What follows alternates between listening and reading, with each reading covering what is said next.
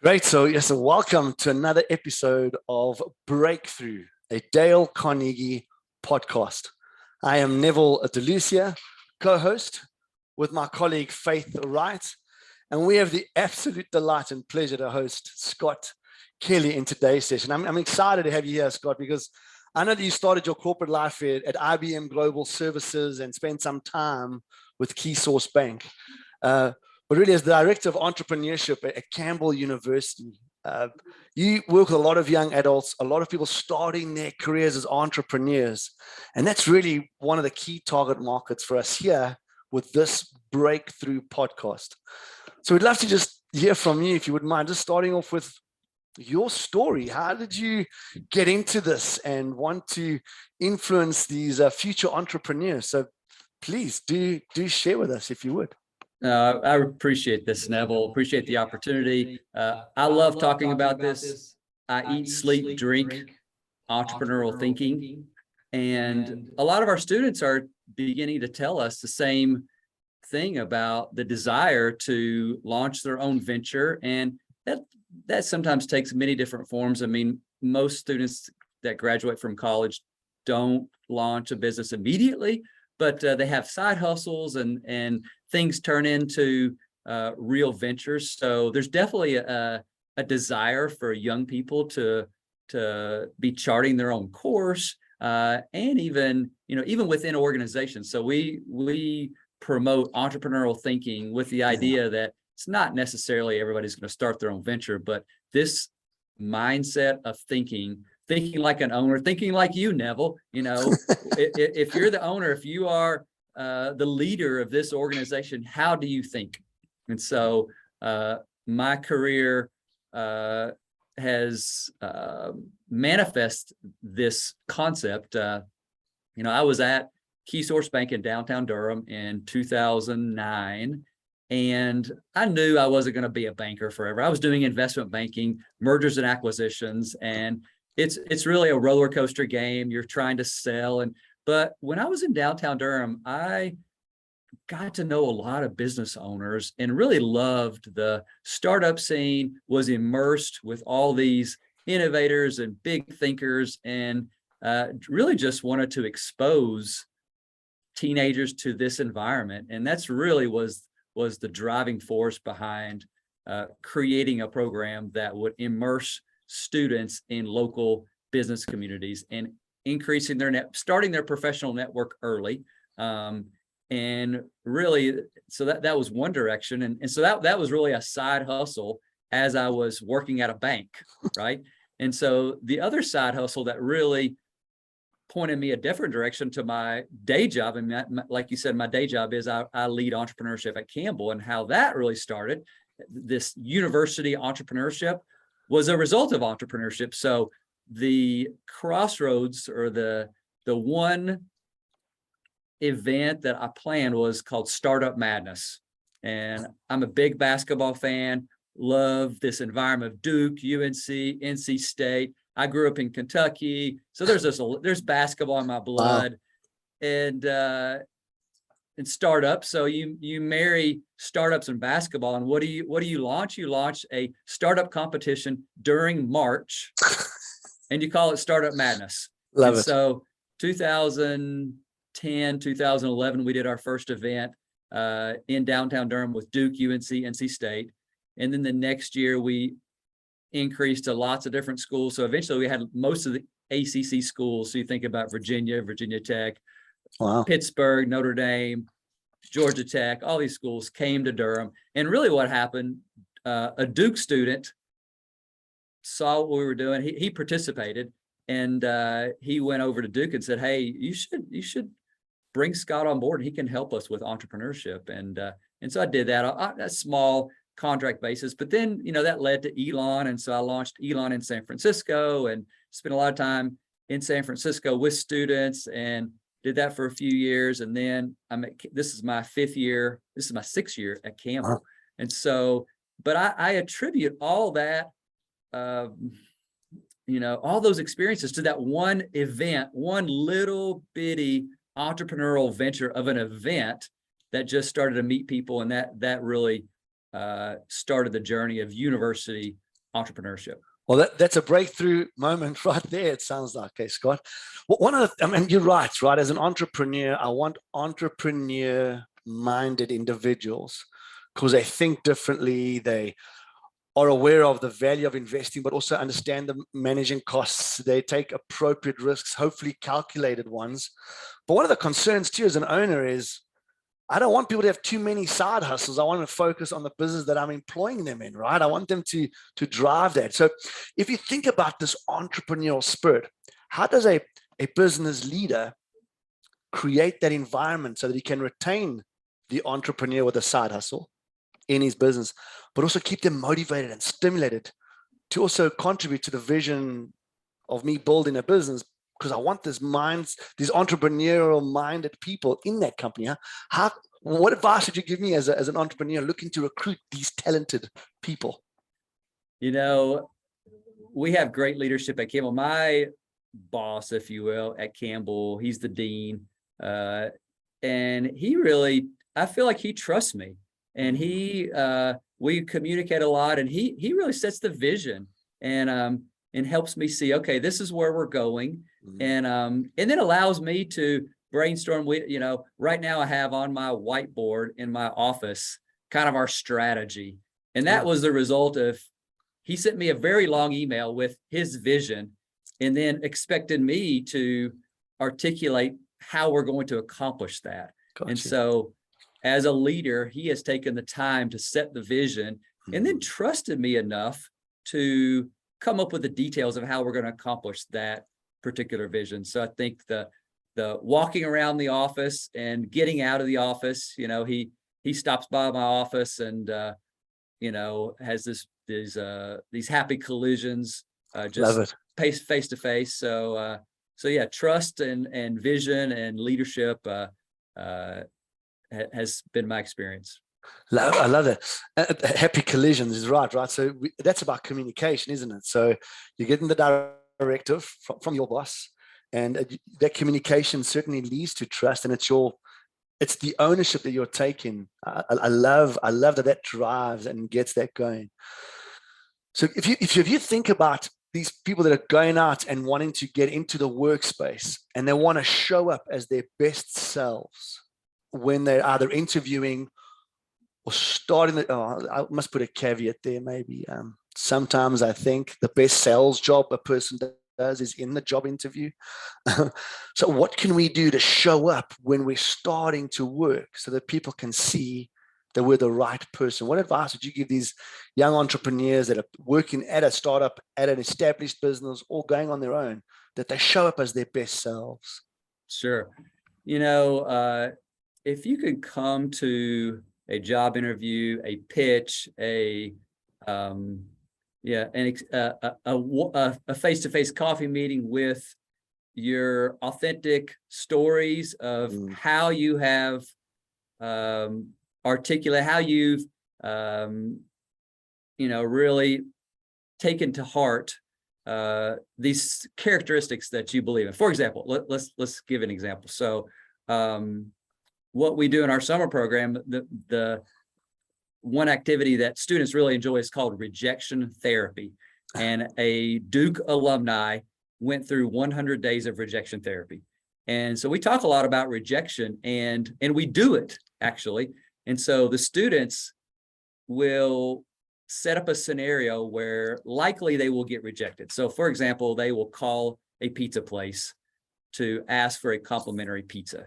And so we go through this scenario. And so the students really learn about what it means to be rejected, and then on the backside, how to recover from that and to come back and to really take that and to be strengthened and to grow through that experience. So I think the stories behind who you are can really be powerful and to really help an employer or help an investor or whatever one-on-one meeting that you're in. That can really help make a connection with people and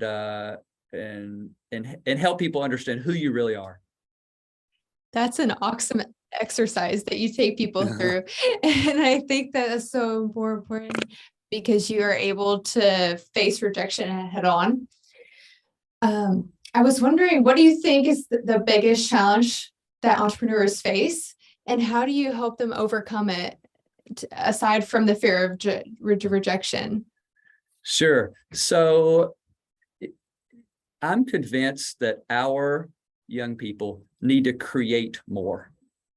And there's a research, and there's a professor at University of Pennsylvania. His name's Adam Grant. He wrote a book called Originals, and he proposed and really did research on a lot of individuals who were successful simply because they created a lot of things. So you look at, you know, a lot of the great writers in history, they just produce lots of compositions and lots of poetry, and, you know, so I'm just convinced young people need to create, entrepreneurs need to create lots of things. You know, if you look at most successful people right now, today in class, I had my students are assigned to read the Wright brothers book. And you look at their process, and I told them the history part is great, but you are supposed to study the process of the Wright brothers learning to fly. And that process is really a lesson in creating lots of things. And eventually they learned to fly. That wasn't their first rodeo. They started a printing press. They started a bike shop. They did a lot of things. Yeah. And so if you look at a process of successful entrepreneurs, most of the time, it's not their first venture. They've created lots of things. And the reason they're successful is because of the quantity most of the time.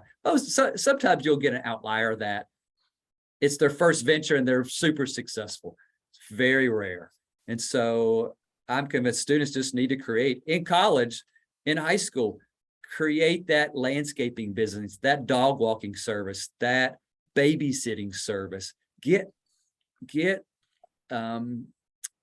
experience with dealing with customers, with pricing, with marketing, and then when it's for real, you know, if it's your fifth venture and you're 21 years old, then you know a little bit because you've actually gone down the path. So we just need to create more. I love that. And again, it's about slowly building our experience. It builds our confidence. We develop those inter and intrapersonal skills, right? We develop mindset and communication. It's such a vital thing. And I think you're right. The sooner we start on this journey, the better for us. But it's the creativity side of thing that really piques my interest. If I want to create an innovative, motivated team, right, and I want to have these opportunities to create or be creative, sometimes I think people or business owners like myself might be looking for that one thing that's going to be a mega mindset change. Let's capitalize on, in my business, virtual learning, right? Let's pivot, let's be the, but really it's not just about that one thing, is it? It's about the little tweaks to a process, right? I mean, in terms of how entrepreneurs need to develop and grow, I should inspire an environment of the little improvements too. I mean, what would your thoughts or your thinking be on that for someone that's running a business and trying to employ talented people like Faith, pulling in individuals like KP, allowing team members, if I think of my team, wonderful people like Doug and Josh and those types. How do I keep that going and make those minor changes for two reasons? To keep them in my business, and number two, to have this dynamism continuing to be in my organization. What are your thoughts on that? Or am I wrong? Here's a small tweak that we talk about it in our classes. You know, a college student has a lot of pressure to do well in school, and they should study, they should get good grades. But at the end of the day, when they are about to graduate and they've spent thousands of hours in a classroom and in working on projects and homework and the typical college academic curriculum, I wonder if there's a tweak in the budgeting of time. And so think about how many alumni are you connected to on LinkedIn at the end of your college career? and think about the impact that that has on your career. You've done a great job with your classes, but if you just budget, that's a tweak. If you just budget a bit more time to connect with alumni at your university, because at Campbell, we have 35,000 alumni on LinkedIn. And I'm convinced there's a causal relationship, not just a correlation, a causal relationship between the number of connections to alumni on LinkedIn and your quantity and your quality of job opportunities. I worked at IBM right out of school, and it was fine. I didn't know that it wasn't the most creative, the most innovative position. I just didn't know any better. But when I started to see what other people were doing, and I progressed in my career, then I started to realize, okay, I can have bigger impact. I can utilize my talents. I can do interesting projects with interesting people. Students just don't know that. But when they connect with more people, they can kind of see, oh, this could be on my radar. I could do this, or this seems more interesting. And so just this ability to connect with lots of people doing interesting things, then you can, we talk about leading with purpose, and, the famous TED Talk about starting with why, and, and we're definitely on a journey trying to look for that sweet spot in what we enjoy, what we feel like is impactful, what can support our families, and it's not just about passion and, all that, but it's definitely about, feel like you are making a difference, and you're, you're able to support a family. And what about staying the course, or staying on the journey, Scott? I mean, what you're saying is valuable, but to develop that resilience, I've got to still go through some tough times. So I've got to put myself out there, like you said, handle rejection, that rejection therapy. I love that. I'll put myself out there in the organization so that I can find those opportunities. If I come to a point where maybe I feel a little demotivated, or maybe it's not quite working, how do I stay on course to be tenacious, to hey, trust my gut and know that this could work? I just got to strive on. I mean, what could we do? What advice could we give these people starting out their careers or changing their careers to stay the course and to trust the vision that they've set themselves? Sure. I drive a lot. I have a commute to Campbell. I'm driving around the state to meet with people, and I see a lot of students with earbuds in their ears, and my teenagers are listening to lots of music. And so I'm convinced another small tweak, Neville, is to budget a little bit of time for inspiring content, whether that be podcasts or books, or, like recently I showed, you may remember this, Neville, I don't know if you're a football fan, but Tim Tebow, 2007, University of Florida, they thought they were going to be undefeated. They came out and lost the season opener in the swamp at University of Florida. And of course, it was devastating, and Tebow comes to the press conference and basically says tearfully, I'm sorry, I'm really sorry. I thought we were going to have an undefeated season. But I'll tell you this, a lot of good is going to come out of this. And I can tell you that you will never see anybody push this team as hard as I'm going to push them. And you're not ever going to see anybody work as hard as we're going to work the rest of the season. And they won. They did. And that's leadership. And if you can, and that motivates me. I don't know if that motivates anybody else, but that motivated me. And those words are actually etched in the front of the stadium, right? And so that motivated all his teammates. And so you kind of got to find what's going to motivate you, and budget a little bit of your music time. I don't know who you like to listen to, Neville, but your Zach Bryan and your Elvis and your, Creedence Clearwater Revival, or whoever you listen to, but, put a little Dale Carnegie book, or, whatever, right? We need to listen to How to Win Friends and all the content that you all have, right? And We gotta nurture our minds, right? Because that's really what creates that growth curve. I mean, that's really what creates that growth curve. And I love how you say we got to allocate that time. And it's not that it's significant. I mean, Cornelius Kirk was sharing with us just a moment ago about 1% of your day is 15 minutes, man. 15 minutes. There's a lot we can do in 15 minutes. 2 15-minute slots is a TED talk. It's a chapter of a book, if not more. So I love how we just do that minor tweak to be better and to become more, you know. Absolutely. What if someone is super tired? Like if you think about an entrepreneur that is just exhausted and they try to manage their time as much as they can, but what would you say if they're on their breaking point? How do they get through that breakthrough? What's your piece of advice to them to keep going? Wow. There was an article actually in the Wall Street Journal a couple of days ago about the return of corporate retreats, right? And this is a question that a lot of my students will ask our guests, you know, when we have guest speakers. It's an important work-life balance and recognizing that you are an emotional creature that cannot work all the time. I work, you know, but I've got 2 kids at home, 2 teenagers that I try to spend time with. And yeah, I think there's an understanding and a realization that entrepreneurs are totally driven, but at the same time do have this point where you need to recharge. So, and I frequently ask, how do you de-stress? Actually, a student came to me after class today, and because I just gave these assignments, she said, I am totally overwhelmed. I'm totally overwhelmed. Basically, I can't do what you just assigned to me. Can't do it. And I said, don't do it. Don't do it. It's in the grand scheme of things, it doesn't really matter. You know, you're supposed to read 42 pages in the Wright brothers book.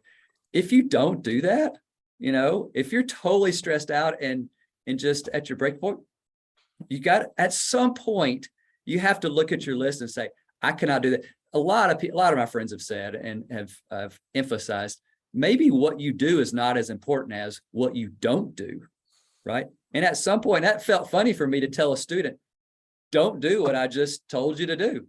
But if you come to me and say, I am at my breaking point, like, okay, well, you got to choose something not to do. Are you going to not do your accounting, or you're not going to do my work? You know, maybe I would say, don't worry about accounting. You know, nobody needs accounting.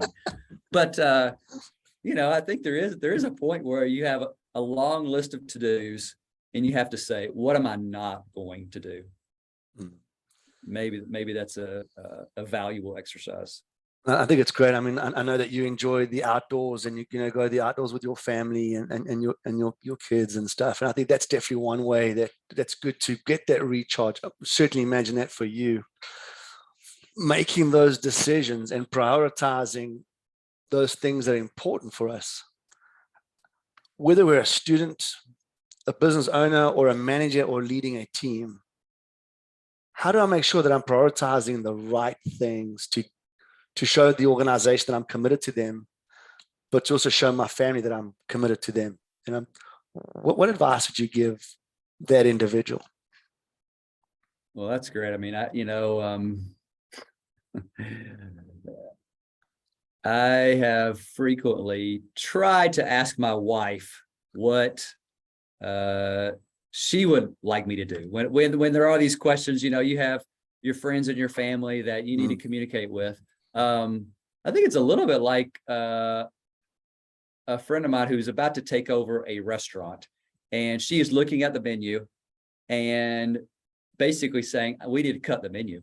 And that's what a lot of restaurants, you know, now Cheesecake Factory, they've got, you know, 98 items, they've got everything. But a lot of restaurants, the really nice restaurants, decide what they are good at, and that's what they're going to do, right? And so I think a lot of us have to decide what are we good at, and then what do we need to outsource, and yeah, and what's the most valuable use of our time given our talents and our constraints, and be really good at those, and then and then don't do some things and then outsource others. I just love that. And I just love how